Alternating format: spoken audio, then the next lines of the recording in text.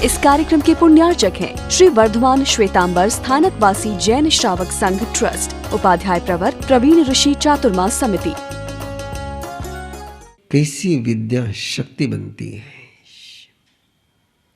कैसे व्यक्ति परमात्मा की शिक्षा को ग्रहण करने में योग्य बनता है, और जो परमात्मा की शिक्षा को ग्रहण करने में योग्य बनता है उसका जीवन कैसे होता है। जैसे शंख में यदि दूध भर दिया गया तो दूध में शंख के गुण आ जाते हैं और शंख भी निर्मल हो जाता है। जहां शंखमि पयम निह्यम दोहोवि विराये एवं बहु से भिक्खु धम्मो कित्ति तहा सुयम। बहुश्रुत का जीवन धर्म से संपन्न ऐसे हो जाता है जैसे दूध में स्नान किया हुआ शंख। बहुश्रुत को पाकर के धर्म ऐसा हो जाता है जैसे दूध से धोया हुआ शंख।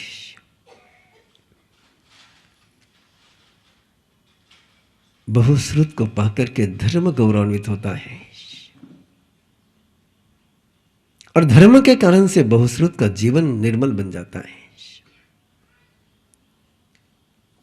जैसे घोड़े बहुत होते हैं लेकिन कंबोज का जो घोड़ा है वो अनुत्तर है, ऐसे बहुश्रुत कंबोज के घोड़े के समान है। और ऐसे घोड़े पर सवार होकर के कोई योद्धा रणभूमि पर पहुंचता है तो जीत को प्राप्त करता है। बहुश्रुत उस गजराज के समान है जिसका बल अप्रतिहत है। बहुश्रुत उस ऋषभ के समान, उस बैल के समान है जिसके कंधे किसी भी बोझ को बोझ के रूप में न लेते हुए क्रीड़ा से ही उसको वहन करने में समर्थ होते हैं। बहुश्रुत उस शेर के समान है जिसकी दाढ़ी बहुत तीखी है। बहुश्रुत वासुदेव है जिसके बल को कोई रोक नहीं सकता है। बहुश्रुत चक्रवर्ती है, परमात्मा के दिए हुए 14 रत्नों से उसका जीवन संपन्न होता है। बहुश्रुत इस धरती पर इंद्र के समान है। बहुश्रुत सूर्य के समान है। बहुश्रुत पूर्णिमा के चंद्रमा के समान है। बहुश्रुत वैसे ही है जैसे समाज का धन जिसके पास सुरक्षित रहता है, धान्य जहां सुरक्षित रहता है, जहां कोष्ठागार गोडाउन, वैसे बहुश्रुत के पास परमात्मा के वरदान सुरक्षित रहते हैं। बहुश्रुत जम्बूदीप के जम्बू वृक्ष के समान है। बहुश्रुत सीता नदी के समान है। बहुश्रुत सुमेरु पर्वत है जिस पर विविध प्रकार के औषधियां होती हैं। बहुश्रुत स्वयंभू रमन है। ऐसा बहुश्रुत का जीवन उनके चरणों में वंदन करते हुए कौन बहुश्रुत नहीं बनता है। उसमें शुरुआत में 5 बातें गई, थद्दे लुद्धे अनिगय, जो अहंकारी होता है। और ऐसी एक कहानी, ऐसा एक अनूठा अध्याय जो गौरव की भी अनुभूति आराधना के पलों में कराता है। लेकिन जो एक दर्द भी देता है। वैशाली की नगरवधु आचार्य चतुर्सेन शास्त्री ने एक अनूठा उपन्यास लिखा है। जिस अध्याय की हम आराधना करने जा रहे हैं, उस अध्याय का नायक है हरिकेश मुनि। ये जिन शासन के भक्तों की उपेक्षा है, वे सजग नहीं होते। अब तो आचार्य चतुर्सेन शास्त्री भी नहीं रहे, लेकिन वैशाली की नगर वधु पर टीवी सीरियल जरूर चली थी, फिर भी कोई कुछ न बोल पाया है, क्योंकि पता ही नहीं कि उनके आगम के किस पन्ने को किस रूप में विकृत किया गया है। वैशाली की नगर वधु में आचार्य चतुर्सेन शास्त्री ने इस हरिकेशी मुनि को एक जासूस के रूप में चित्रित किया है, एक गुप्तचर के रूप में चित्रित किया है, जो निर्वाण कल्याणक देशना का एक श्रेष्ठतम अध्याय है। लेकिन कैसा यह अध्याय? शंख मुनि राजा थे, दीक्षा ली, और दीक्षा लेकर के हस्तिनापुर नगरी की ओर जा रहे थे। गोत्री के लिए शहर में प्रवेश करना था। जैसे कि हर बड़ी सिटी के आसपास होता है, कुछ शॉर्टकट के रास्ते होते हैं, कुछ लंबे रास्ते होते हैं। वो जहां खड़े थे वहां से दो रास्ते जा रहे थे।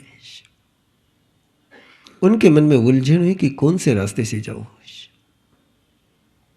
वहां पर एक सोमदेव नाम का ब्राह्मण खड़ा था, एक पेड़ के नीचे। शंख मुनि ने उससे पूछा, किस रास्ते से जाऊं? किसी के अज्ञान में जो ज्ञान का उजाला करते हैं वे संत होते हैं, और किसी के अज्ञान का जो नाजायज फायदा उठाते हैं उनके लिए कोई शब्द नहीं है। वो सोमदेव, उसको लगा कि इस मुनि को ज्ञान नहीं है, और उनके अज्ञान का फायदा उठाते हुए उनको परेशान करने के लिए, उनको पीड़ित करने के लिए, उनको संतप्त करने के लिए उसने उस रास्ते की तरफ इशारा किया जो रास्ता अग्निपथ कहलाता था, जो रास्ता 24 घंटे तपा हुआ रहता था। वहां आज ऐसे कुछ केमिकल्स थे कि रास्ता निरंतर वो तपा हुआ ही रहता था। उस सोमदेव ने कहा, इस रास्ते से जाइए। मुनि ने उसके बात को श्रद्धा से स्वीकारा, उस रास्ते पर कदम बढ़ाए। सोमदेव को इंतजार था कि उस रास्ते पर पांव रखते ही मुनि परेशान हो जाएंगे, उनके पांव जलेंगे, झुलसेंगे, और वो उस रास्ते को छोड़ करके भागेंगे। लेकिन सोमदेव के लिए आश्चर्य की बात हो गई, मुनि उस रास्ते पर आराम से चले जा रहे हैं। उसको शौक लगा, अरे क्या हो गया, ये रास्ता है। और उसने उस रास्ते पर पाँव रहा है। वो रास्ता बिल्कुल ठंडा हो गया था। बने चरण हमारे ऐसे कि जिस राह पर कदम रखे वो राह मंगल हो जाए। मंगल राहों पर चलने वाले बहुत होते हैं, लेकिन जहां जहां चरण धरे वो राह मंगल हो जाए, ऐसे चरणों को संत चरण कहते हैं। और सोमदेव को लगा ये योगी है, ये सिद्ध पुरुष है, ये भगवत्ता का दूत है। मैंने इसके साथ दुर्व्यवहार किया है, प्रभु कहते हैं जिसको अपना दुर्व्यवहार चुभ जाए, जिसको अपना गलत व्यवहार चुभ जाए, वो सुधर जाता है। ऐसा नहीं है कि सफल होने वाले व्यक्ति लोगों ने कभी गलतियां नहीं करी हो, और ऐसा भी नहीं है कि असफल होने वाले व्यक्तियों ने कभी सही काम नहीं किया हो। गलती करने वाले भी कई बार सफल हो जाते हैं और सही काम करने वाले भी कई बार फेल हो जाते हैं। उसका कारण केवल इतना है, जो अपनी गलती को कंटिन्यू करता है वो फेल होता है, जो अपनी गलती को समाप्त करता है वो सफल हो जाता है। और सोमदेव ने अपनी गलती को समाप्त किया है, उसने अपनी गलती को जिंदा नहीं रखा। वो दौड़ा दौड़ा मुनि के पास पहुंचा है, मुनि को वंदन किया है। मुनि को कुछ भी पता नहीं, मुनि नहीं जानता है कि इसने कोई अपराध किया है, लेकिन सोमदेव जानता है कि मैंने पाप किया है, मैंने गुनाह किया है। जिंदगी में कई बार ऐसे लोग मिल जाते हैं कि जिन पर हम गलत व्यवहार करें तो भी उन पर बुरा असर नहीं होता है, लेकिन उसके कारण से अपनी गलती ही होती है। उस गलती को स्वीकार कर करके सोमदेव वंदन करता है, निवेदन करता है कि मैंने आपको गलत रास्ते की सलाह दी, लेकिन आपके कदम ऐसे हैं जो गलत राह को भी सही बना लेते हैं। ये परमात्मा के अनुत्तर देशना के एक अनूठा वरदान है। रास्ता सही है कि गलत है, ये चर्चा भी मायने रखती है, लेकिन चलने वाला सही हो तो गलत रास्ते को भी सही कर लेता है। तुम्हारे चरण धन्य है, तुमने इस पीड़ादायक रास्ते को भी शांति का रास्ता बना दिया है, तुमने दुखद रास्ते को भी शीतल बना दिया है। आप में अनूठा सामर्थ्य है, मुझ पर कृपा करो। मेरे अंदर के जो गलत रास्ते हैं, मेरे अंदर की जो दुष्टता है, मेरे अंदर की जो पापी वृत्तियां हैं, इनको आपकी कृपा से ऐसा रास्ता बताओ कि मेरे सारे पाप के मार्ग मंगल हो जाए। और शंख मुनि ने उसके मस्तक को स्पर्श किया, उसको बोध दिया है। दूसरी को परेशान करने वाला परेशान होता है, दूसरी को समाधि देने वाला समाधि को प्राप्त करता है। तू समाधि दे, तू समाधि में मन, तेरे अंदर में परेशानी है इसलिए तू दूसरों को परेशान देता है। अंदर के परेशानियों को समाप्त कर। सोमदेव ब्राह्मण को उनकी वाणी ऐसी ऐसी ऐसी टच कर गई, ही चेंज। उसने कहा नहीं, अब आपके चरणों में हो, आप जैसा कहेंगे वैसा जीऊंगा, आप जो साधना कराएंगे वो साधना करूंगा, आप ही मेरे गुरु हो, आप ही मेरे प्रभु हो। और सोमदेव ने दीक्षा ली, सोम मुनि बना। जैसे गुरु कहते थे वैसे करते चले जाता था, लेकिन थद्दे मन में एक अहंकार जिंदा रह गया था। मुझे हर साल पिछले 4 साल से मैं B12 D3 के इंजेक्शन्स लगवा रही हूँ। 4 साल अगर नहीं लगवाती हूँ 15 दिन में ऊपर होता है तो हाथ कांपते हैं, आटा भून नहीं पाती हूँ, बच्चों के पैर भी नहीं दबा पाती थी। जनवरी में मैंने चालू किया, मेरा ड्यू डेट था अप्रैल का, लेकिन आज तक मुझे कोई सिम्टम्स आया नहीं। 5 महीना ऊपर हुआ है, मुझे कोई सिम्टम्स नहीं आया।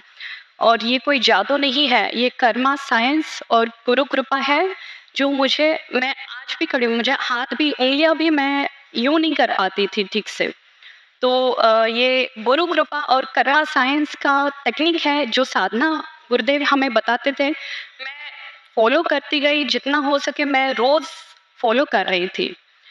ये गुरुदेव ने हमें छोटे छोटे सपने जो हम देखते हैं, देख के छोड़ देते हैं, गुरुदेव ने सपने देखना और सोए हुए सपनों को कैसे पूरा किया जा सके, ये भी एक टेक्निक सिखाया। मैं 16 साल से मैं प्रैक्टिसिंग सीए हूँ। एक छोटी सी इच्छा थी कि मैं आगे भी कुछ करूँ। प्रैक्टिस तो अच्छी चल रही थी, एक इच्छा थी कि कुछ आगे और एक स्पेशलाइजेशन करूँ। 16 साल में कुछ नहीं किया, बस सोच में रह गया, सपनों में रह गया।